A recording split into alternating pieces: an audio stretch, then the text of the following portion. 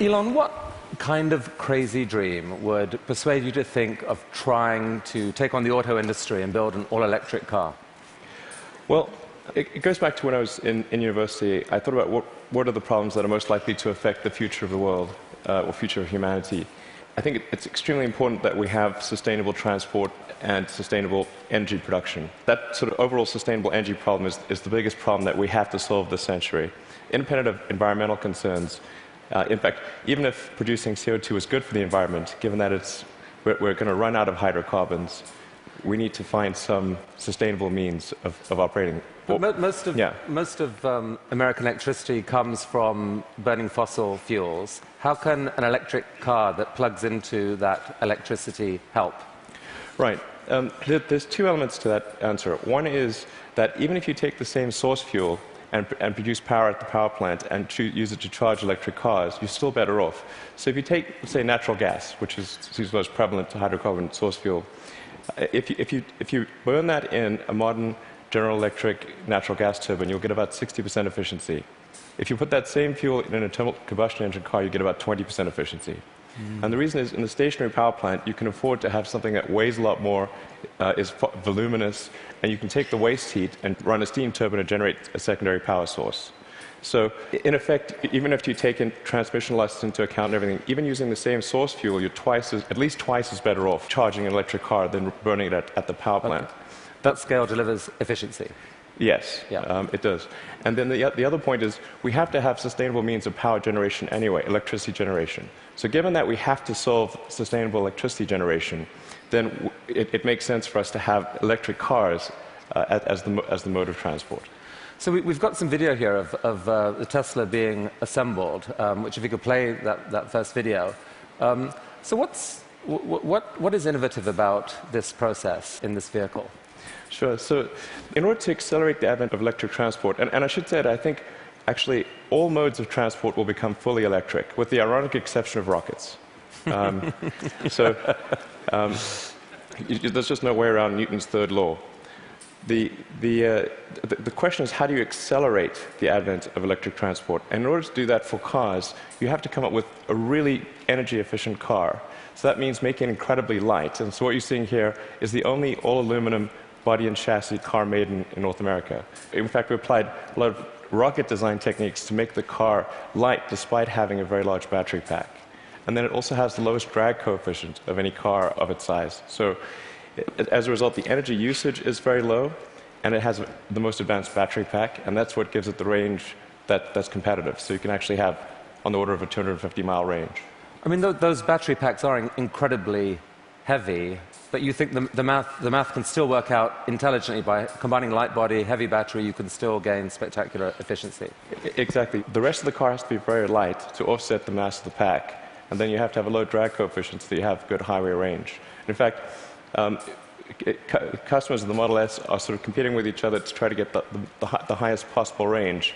I think somebody recently got 420 miles out of a single charge. Bruno Bowden, who's here, did that, broke the world record, 425. That was the good news. The bad news was to do it, he had to drive at 18 miles an hour constant speed and got pulled over by the cops. Yeah, I mean, you can certainly drive. If you drive at sort of 65 miles an hour under normal conditions, 250 miles is a reasonable number. Let's show that second video showing the Tesla in action on ice. Not at all a dig at the New York Times, this, by the way. What is the most surprising thing about the experience of driving the car? In creating an electric car, the responsiveness of the car is really incredible. So we want to really have people feel as though they've almost got a mind meld with the car. So you just feel like you and the car are kind of one. And as you corner and accelerate, it just happens, like the car has ESP. You can do that with an electric car because of its responsiveness. You can't do that with a gasoline car. I think that's really a profound difference, and people only experience that when they have a test drive. I mean, this is a beautiful but expensive car. Is there a roadmap where this becomes a mass market vehicle? Yeah, the goal of Tesla has always been to have a sort of a three-step process where version 1 was an expensive car in low volume, version 2 is sort of medium price and medium volume, and then version 3 would be low price, high volume. So we're at step 2 at this point. So we had a $100,000 sports car, which was the Roadster. Then we've got the Model S, which starts at around $50,000. And our third generation car, which will hopefully be out in about 3 or 4 years, will be a $30,000 car. But whenever you've got really new technology, it generally takes about 3 major versions in order to make it a compelling mass market product. And so I think we're making progress in that direction, and I feel confident that we'll get there. I mean, right now, if you've got a short commute, you drive, you can get back, you can charge at home. There isn't a huge nationwide network of charging stations now that are fast. Do you see that coming, really, truly, or just on a few key routes? There actually are far more charging stations than people realize. And at Tesla, we developed something called the supercharging technology. So, and we're offering that if you buy a Model S for free, forever. And so this is something that maybe a lot of people don't realize. We actually have California and Nevada covered. We've got the eastern seaboard from Boston to DC covered. By the end of this year, you'll be able to drive from LA to New York. You're just using the supercharger network, which charges at 5 times the rate of anything else. And the key thing is to have a ratio of drive to stop, to a stop time of about 6 or 7. So if you drive for 3 hours, you want to stop for 20 or 30 minutes, because that's normally what people will stop for. So if you start a trip at 9 a.m., by noon, you want to stop to have a bite to eat, hit the restroom, coffee, and keep going. So your proposition to consumers is, for the full charge, it can take an hour. So it's common. Don't expect to be out of here in 10 minutes. Wait for an hour. But the good news is you're helping save the planet. And by the way, the electricity is free. No, you don't pay anything. Actually, what we're expecting is for people to stop for about 20 to 30 minutes, not for an hour. It's actually better to drive for about maybe 160, 170 miles, and then stop for half an hour, and then keep going. That's the natural cadence of a trip. All right. So this is only one string to your energy bow. You've been working on this solar company, Solar City. What's unusual about that? Well, as I mentioned earlier, we have to have sustainable electricity production as well as consumption. So I'm quite confident that the primary means of power generation will be solar. I mean, it's really indirect fusion is what it is. We've got this giant fusion generator in the sky called the sun. And we just need to tap a little bit of that energy for purposes of human civilization.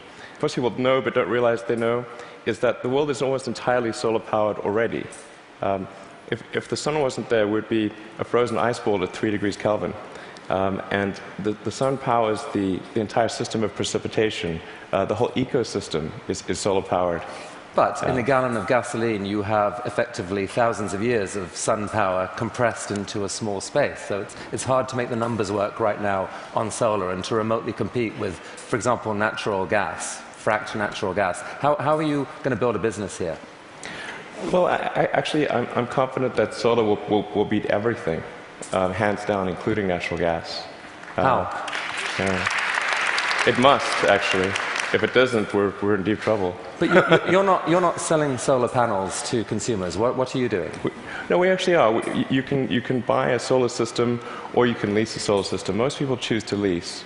And the thing about solar power is that it doesn't have any feedstock or operational costs. So once it's installed, it's just there. It works for decades. It'll work for probably a century.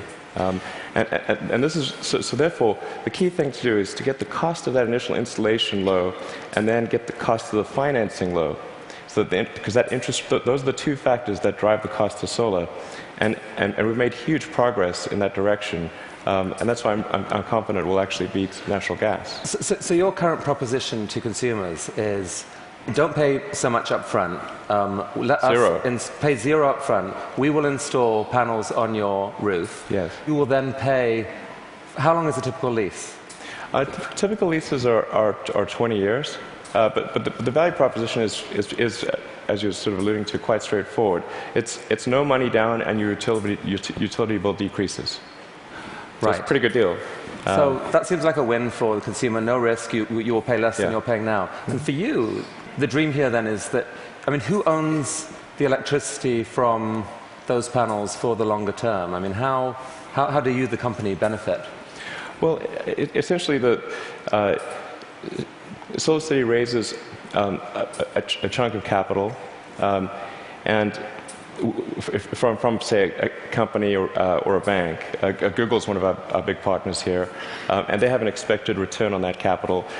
With that capital, SolarCity purchases and installs the panel on the roof, and then charges the homeowner or business owner a monthly lease payment, which is less than the utility bill. But you yourself get a sort of long-term commercial benefit from that power. You're kind of building a new type of distributed utility. Exactly. What it amounts to is a giant distributed utility. And I think it's a good thing, because utilities have been this monopoly, and people haven't had any choice. So effectively, it's the first time there's been competition for this monopoly, because the utilities have been the only ones that own those power distribution lines, but now it's on your roof. So I think it's actually very empowering for homeowners and businesses. And you really picture a future where a majority of power in America, like within what, a decade or two, or within your lifetime, is solar? I'm extremely confident that solar will be at least a plurality of power, and most likely a majority. And I predict it will be a plurality in less than 20 years. I'd say I made that bet with someone. The definition of plurality is? More from solar than any other source. Who did you make the bet with? With a friend who will remain nameless. But just between us. And I made that bet, I think, 2 or 3 years ago. So in roughly 18 years, I think we'll see more power from solar than any other source. All right. So let's go back to another bet that you made with yourself, I guess. I mean, a kind of crazy bet. You'd made some money from the sale of PayPal. You decided to build a space company. Why on earth would someone do that? Got that question a lot. That's true. People would say, "Did you hear the joke about the guy who made a small fortune in the space industry?" And he, obviously started with a large one as the punchline. And so I tell people, well, I was trying to figure out the fastest way to turn a large fortune into a small one. And they'd look at me like, oh, is he serious? And strangely, you were. What happened? It was a close call. I mean, things almost didn't work out. We came very close to failure, but we managed to get through that point in 2008. The goal of SpaceX is to try to advance rocket technology, and in particular to try to crack a problem that I think is vital for humanity to become a spacefaring civilization, which is to have a rapidly and fully reusable rocket. Would humanity become a spacefaring civilization? So that was a dream of yours in a way from a young age, or like you dreamed of Mars and beyond? I did build rockets when I was a kid, but I didn't think I'd be involved in this. It was really more from the standpoint of what are the things that need to happen in order for the future to be an exciting and inspiring one. And I really think there's a fundamental difference if you sort of look into the future between a humanity that is a spacefaring civilization that's out there exploring the stars on multiple planets. And I think that's really exciting. And compared with one where we are forever confined to Earth until some eventual extinction event. So you've somehow slashed the cost of building a rocket by 75%, depending on how you calculate it. How on earth have you done that? NASA has been doing this for years. How have you done this? Well, we've made significant advances in the technology of the airframe, the engines, the electronics, and the launch operation. I mean, there's a long list of innovations that we've come up with there. That are a little difficult to communicate in this talk, but because, not least because you could still get copied, right? I mean, you haven't patented this stuff. It's really interesting to me. You didn't patent because you think it's more dangerous to patent than not to patent. Since our primary competitors are national governments, the enforceability of patents is questionable. It's really interesting. But the big innovation is still ahead, and you're working on it now. Tell us about this. Right. So the big innovation. In fact, let's roll that video, and you can talk us through it. What's happening here? Absolutely. So the thing about rockets is that they're all expendable. All rockets that fly today are fully expendable. The space shuttle was an attempt at a reusable rocket, but even the main tank of the space shuttle was thrown away every time. And the parts that were reusable took a 10,000-person group 9 months to refurbish for flight. So the space shuttle ended up costing $1 billion per flight. Obviously, that doesn't work very well for... So what just happened there? We just saw something land? That's right. So it's important that the rocket stages be able to come back, to be able to return to the launch site and be ready to launch again within a matter of hours. Wow. Yeah. Reusable rocket. Yes. So what a lot of people don't realize is the cost of the fuel, of the propellant, is very small. It's much like on a jet. So the cost of the propellant is about 0.3% of the cost of the rocket. So it's possible to achieve, let's say, roughly 100-fold improvement in the cost of space flight if you can effectively reuse the rocket. Wow. That's why it's so important. Every mode of transport that we use, whether it's planes, trains, automobiles, bikes, horses, is reusable, but not rockets. So we must solve this problem in order to become a spacefaring civilization. You asked me the question earlier of how popular traveling on cruises would be if you had to burn your ship. Certain cruises apparently are highly problematic. Definitely more expensive. So that's potentially absolutely disruptive right. technology, and I guess paves the way for your dream to actually take, at some point, to take humanity to Mars at scale. Yeah, like exactly. To see a colony on Mars. Yeah, exactly. SpaceX or some combination of companies and governments need to make progress in the direction of making life multiplanetary, of establishing a base on another planet, on Mars being the only realistic option, and then building that base up until we're a true multi-planet species. So progress on this, let's make it reusable. How is that going? That was just a simulation video we right. saw. How's it going? We've been making some good progress recently with something we call the Grasshopper test project, where we're testing the vertical landing portion of the flight, the sort of terminal portion, which is quite tricky. We've had some good tests. Can we see that? Yeah. So that's just to give a sense of scale. We dressed the cowboy as Johnny Cash and bolted the mannequin to the rocket. All right, let's see that video then, because this is actually amazing when you think about it. You've never seen this before, a rocket blasting off, and then... Yeah, so that rocket is about the size of a 12-story building.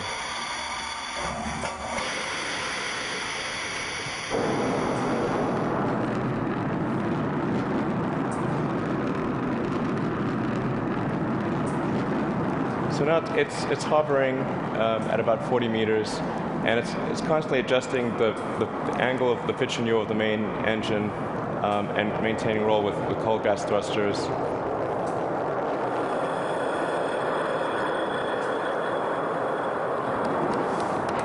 How cool is that?